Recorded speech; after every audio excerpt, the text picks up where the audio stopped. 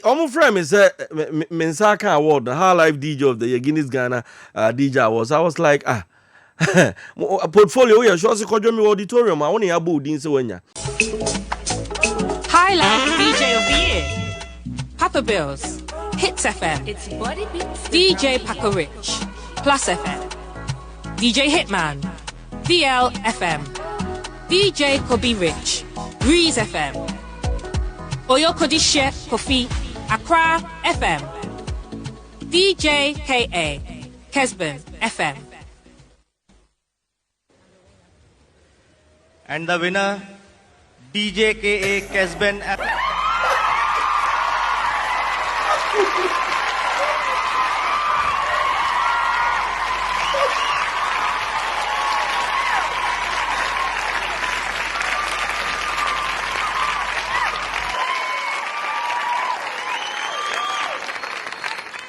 Well, Americans in the building. I'm cocksure majority of us here follow Djka across all socials, and we know that this is undisputed. On behalf of Djka and the Kesben FM team, we say thank you, Guinness Ghana. Oh, yes. We have this as well. Soundbar. Yo, put your hands together for Djka, man. Thank you very much.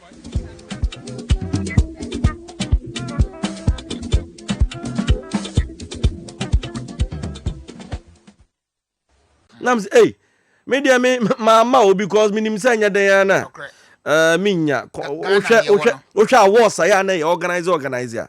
Because I was here the votes in Inya. Means what I didn't chami I was me hear me votes no. Na enshadan you know be crack me 3 times. Nam so menko. And also say board no 60%. Board need take decision this 60%. And a votes no 40%. We near friend award no. Enya award ne se ebia nipa no deserve kra chinchina atwan near the amano. Ye share the year and the reviewer Djka on Kesben FM Kran to Kran show. No proud to that kra no. Wo fida dem kra na ansa na wo ba Kesben FM so no. She nominees ayedo omu nyina ekọ competition. Se mu de mu promote Highlife ne mopen ne hwe wo Ghana ha. Hwamu videos na trendy pa. Na se ke kura na ye break it down. Just around there June July yi be ya. Hwe videos dodo a trendy across Ghana. What you say? Say dey bia me catch you say me sister ba ko e wo odoko. Se wo ba bia be di fufuo. Accra. Ai. Wo se mba bia me di fufuo. Wo se wo ba bia be di fufuo wo odoko. Because how are we see for breaking enyum no? Was he enyum no? Ebu anya se wante do. Wateda. But senya obesi for breaking nyum no. Esa be bibi from anyum no kra sa ba be ye de. What you say? Na we no. You say Highlife DJ of the year. Menkwa me so ni DJ of the year. Menkwa so ni DJ na me mfa ne se. Unia na ke. Na me wa Ashanti region na me mfa se na me wo. How many times kra na we promote to other genres? And besides Highlife no. Nebo a wo bo. Enchiremu nso a wo chirem na to nso a wasa ato. Na wo wie nso a ensa nkoda wa. Wo video se be sa cover am ya hu se no akwai wo ye adwuma. Wo ti ase enti se board no 60% a na so wo madi no credit a ene award we me am kase me mani akọ wow. Because other Ghana awards so de nyina ne okrom ha. Ida se wo bi tua fa ase ana se ebe kululu sesi a. Because fanti unim de eye de nti amama nko no. Na e wo se omo close voting no midnight na about 12 ade be chi amia ya 12 midnight. Inti Saturday no se na me wo age month me ma dwen se nka no pa na mafa ka na me de na me ko. Ti no know say I don't know some se na obia etew. Inti e bo be 5 minutes to 12 no. Ana mu se nkofo votes no em se nkofo twen. Ti so ya pakis kana guo nti eduru na me ko na je se vote gum.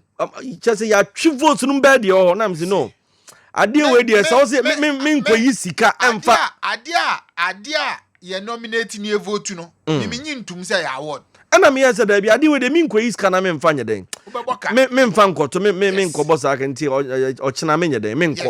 E ho na me frɛ o ma na me frɛ from say me ko anko mo nko jam nyina madam for be governor na so governor me nyama no ti ade na me so me hwe vote no baby amanfo aduduru no Jack ano eden from her to Accra any see ebeba niema bebre na now near the ntimi nua me ma no so okay me kura me eden metia ti ade kyen no mantie nipa kura wonyae any say me wo portfolio frame me say Mina, your friend is saying. Mina, just a minute. Portfolio so DBB. Portfolio MC Hype Man of the Year. You see? So the year under review, no one more yet to me bo my basso. MC Hype Man of the Year. And Highlife DJ of the Year. Djka. Also no the whole Ghana. Ye this year once. We enye kululu biani. Ye ka was away enye kululu. Yeah, and the reviewer, Yabo Djka Abasono. What dear? Kwa Kesbin FM, ewo Facebook, and a Kesbin TV, ewo Facebook. Now dear Kwakwa share a Juma, a branch Djka, aye. And Kasanka Highlife artist for no crowd, Mojinka Cranka Cran Woman de Bro. Because, hey, Highlife artist, no. Who's there? Sabio Mabuno. Wouldn't himself share atmosphere nepa. Say, no, who got the one tempi. Ye kwata wanko na anadwobre se bia ye sore anwumre be 11 wanko na fo no oh ya na se dey wo street unya ye wo street o ye pio mumu street ye pia ye mani pa hu ye shut am call for no tumi pia na dwota ni aba beda ahomache 4:35 o'clock ade chenso abeba adwuma be na obeba no pepepe a wo bitumi kwa club Saturday ade chi Sunday pepepe o gira sore ye worship ye no no bet ma attack David attack enti ye edim street ma men ka chiro se when you say proud to be forced say wo ba be Highlife breakdown na afrobeat here strong pa okay afrobeat jana no na you very strong because the youth no adua ko okay ama baby abefa bia no unia so obi kwotena ba akura na kwotena pap na say bia wo so wabeji ba akwa otimi ti afrobeat ya mix ya na DJ scratch ya say obenu ba akwa nbe ba so wano be tre unia but bunsu mo ba ya mo di energy off say mo ba be break Highlife no and the youth no mom na break Highlife no more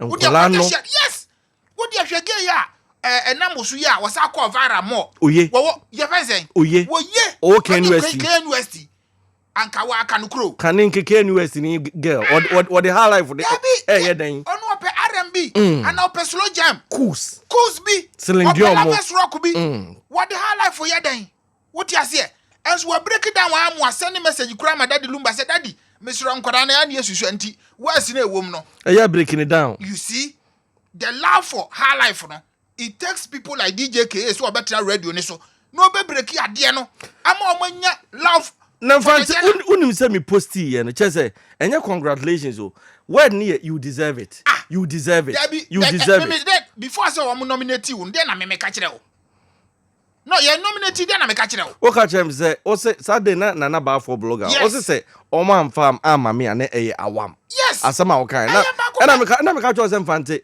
voting o na say emfa ho ni voting Dabi me mfa wo say unia tio ana no me ka say mi kiro me mfa say mi nua no wa bia me no wo fie ba akum asam no kora ye ntwe sabi sabi ye nyina ye wo fie hai obi ani obi strong ho ana onim ba bia wo mmere wo what you say me na me catch you say me who the last time na wo promote other Guinness they say wa betra wo promote R&B ne say no ma no eba no Highlife party what promote Highlife ye papa enye easy and why you consistent about it now who should no you nominate wo mo na me who nipa ni video kura call viral year under review which means you are working and you've really worked what promote to Jana na pa ya pages yenhwe video no na yenhwe Highlife DJ of the year Highlife DJ of the year me kompa hitman dey say me aminua ani yenhwe nominations ya yenhwe category no Dr. Amu watch ya was my congratulations Dr. Amu okay I think say no that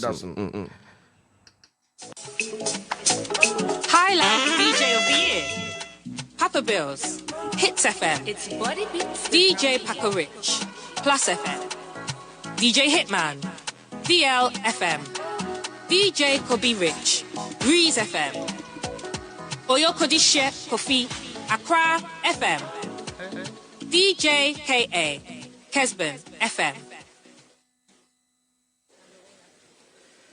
And the winner Djka Kesben FM.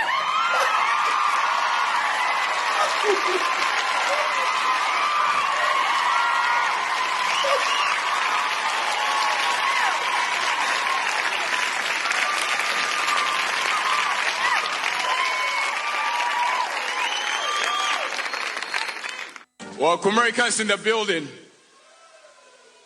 I'm cocksure majority of us here follow Djka across all socials, and we know that this is undisputed. On behalf of Djka and the Kesman FM team, we say thank you, Guinness Ghana. Oh, yes. We have this as well. Soundbar. Yo, put your hands together for Djka, man. Thank you very much.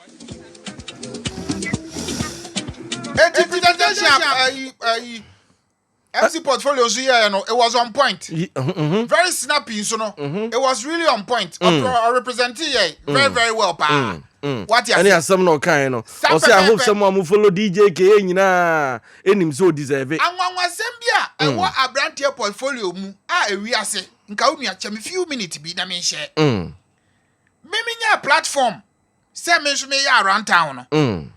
Na bra abranti around 2014 one so e wo sunya ne ase na wo monitor me wow banaga na obia ni mo bia friend portfolio wo bia ni mu no enti wonya akwanya aba akumase enti me da bia me ba be TV show or Kesbin TV so anu wo be ne nam ha wo ba ye no aya na yedi kan siesie form one sana yakọ no ba brand ho ase wo chia me kama wo boss we dey wada room o mesere I'm sure will be on TV so or them so na na so no nim into the fast forward ye din komo wi hu na Abraham brase e woni mu so why not ye nyina ya dum bi keke na papa kwabna kese ama ya kwanya ye so ye yi so ene didi akire kakrakre no brand ho ase no didi akire asa time kwa nom say or ye other courses me we can university all right but no ya other courses bi na ni nyina no abranti e brand ho asesa wakozuku akona nim pa waben pa waben portfolio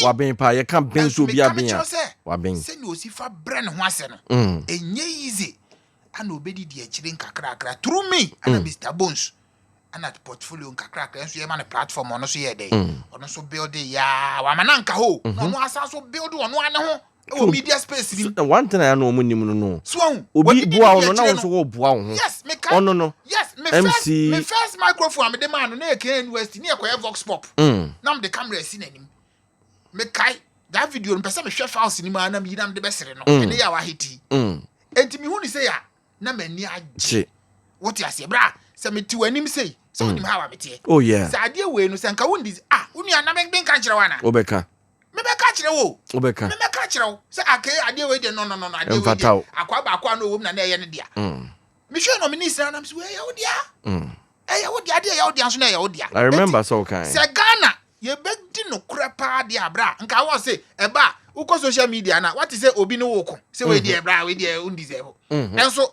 other awards be to be back Ghana ha na ntokwa aba ho we de ya wiem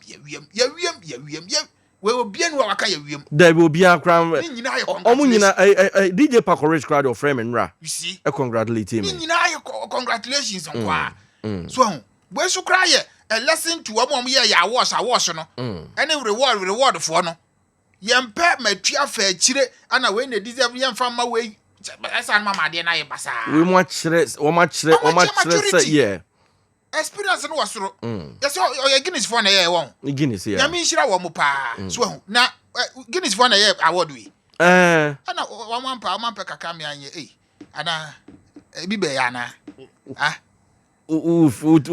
mission house oh dear mission house to say bra e dey say award ye be dey say chili o say party na bi wa tira to boy say we dey say Arikusu tie me Arikusu tie me say Arikusu madaru ma DJ oh enre ba ya Arikusu send a message kra and e say ohwe mi ehia so de fie ni de kakra gu ya nase otwenya mpo aya ade Fanta no una no Fanta me no Fanta Fanta asa no kra to say me no Fanta me no Coke oh yeah Echiredi we yes say o mhwe dey celebrate enti Fanta na chese eno anu no nyame na ye de nyame ase babra aba ni say nso no e ma wutiri mu nya hudo no kwasem wuti ase aba ni say no afei na competition ni kakraka pa no e wo wanim wati ase afei ana ebe tro light ato so amanko fa say wo say nya obi anso na wati di no nim wo ene me enkohwe nan yes enkohwe adwuma wo ye ne tie de papa ne ni bone e ba be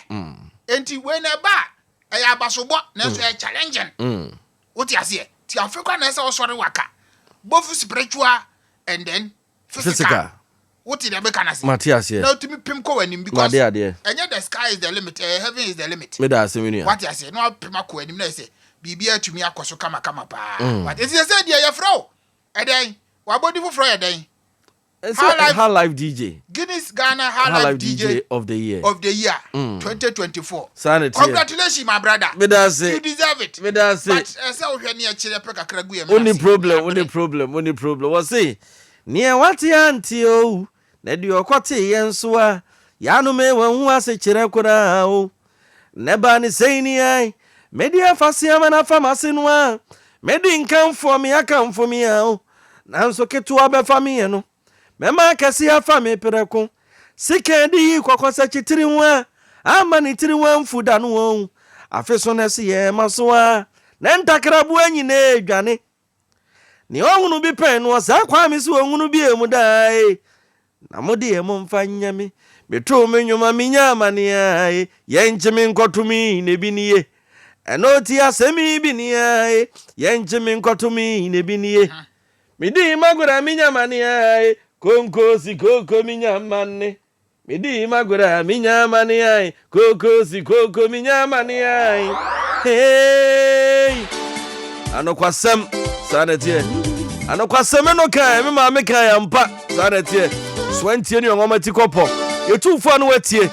Anya sa wa hwe adache be nsem bebre Sanetie. Wadama Highlife DJ of the year. Wadama say any related to Highlife na say bibusa o. Yeah. I wouldn't say kwadwantwi aba Kumasi weekend yi. Hey, what basam so say that day na was ne happen no. Man ko bi ntimi nya akwanya ko hwe. Minya akwanya ko hwe kwadwantwi. Enti wo hu kwadwantwi so perform. Oh. Bra me say. Ye chese na minim se kwadwantwi perform sa. Bra. Maestro. Babia. Man no me fa say na tifia du. Any said you see be performing no. Energy. Meti me the kwadwantwi atoto the likes of Samini mo ho in terms of performance. Samini was Bra. Bra. Bra. Samini better so. Unim di ntem ka Samini better so. Also kwadwantwi wonye gidigidi. Yeah. Ba say wo backstage na wuti a. Said you was one hwa beka say bia okọ stage no ba say but unwura mu no ogina fa but accents ne adwuma wo that's right. And it said the enwom no wasi bia son from enwom original flavor no. That's the diet no. What's add up ingredients? Oh, me say oto America. Oto America na emo enwom no dan na mentie enya America na edwane. America nyom no. Wo dane America no. Wo tie na live band no na adane dwane. Adane dwane. That's right. Kwadwantwi. The maestro. Mr. Music Man. That's right. Me bona baso. Na Kofi Kinata so say baby Oh, that's one the aswi. Kinata say baby Kofi Kinata said you see be the my back to back. Aye. Bra. Ba mesre. Wo ba baso ano. Mia mini pa de so obo na baso soronko. Kumo. Ejana so. Kumo. We see. What's that? Sometimes you go event sana. Kwadwantwi baba be bone de. Kofi Kinata baba be bone de. Bra. Sese pa no ye di pa yo kra wo ayurege hu ache. No krepa. Wo kofa Bob Marley wai no abro kakra. Wo kofa Lucky Dube wai no abro kakra. Culture. Enso ayi kumo African child. So who ni hit no. But I like the way I say boys need to be sub or backstage amasa eja die chire what the Santiman flag na obetwa mu obaabia me ho no me hu se asoro abofo ni di nachi. That's right. Me hu se asoro abofo ni di nachi time obetwa mu stage no bra me tese hu se abofo me feel bibi se bibi di bra na chire on stage. That's right. Akwa is a time Bob Marley okọ parking the car na your friend say o choma please for no ejina no. That's right. Enti ebra Bob Marley jina bie car ne door na okọ ni please na akwa kasa no na please ni ba akọ no friend no say be Marley please come back your car is under fire and was don't worry the whalers are inside. Yeah, that's right. The whalers. The whalers are They inside. are The whalers are inside. That's right. What you say? That's right. I saw the whalers following my That's brother right. That's right. to the stage. Then that's a good African child. African child. You bought about sopa. Sanity. Why dear? And a paluta so by. Kim paluta. O say krum sikeni. Omunyina babaye. Ebeye wonders pa. And I say kasi eni nkoma nana. Nana semenshia. Nana semenshia. Why dear? Is it wama o say krum so ayede. What you say? Nana semenshia. Nana semenshia. Nana semenshia. And I say Franco. Womunyina aka ho. Wama kumasi ayede. MC no. Once na me kasa wo kwa ye MC wa ase me hwe MC no na Djka nka ho. Adan na contract na anya yi anasa dan. No, bra, you serious o. Once Highlife adie bia de bo live band yi sa adie. Na se nka Djka wo gina stage ni so. What you say? Sadan me friend Jazz friend sa no wonfa. Enti message SG Mofo event kase bi du krom ha. Monfa Guinness Ghana Highlife DJ what enye say krom ani say de ba be. Wo bo Highlife wo ba bia na wan frɛ Highlife DJ of the year. Ye ba ho. Mo ko ye ba ho. Ye ma Highlife ne nkwaso. Ye say hin na ba di ha. Enti wo bo Highlife ba bia ba live band ba bia. MC no umpo. Djka. Bedase. Say ma hwe ne nkwaso. Bedase.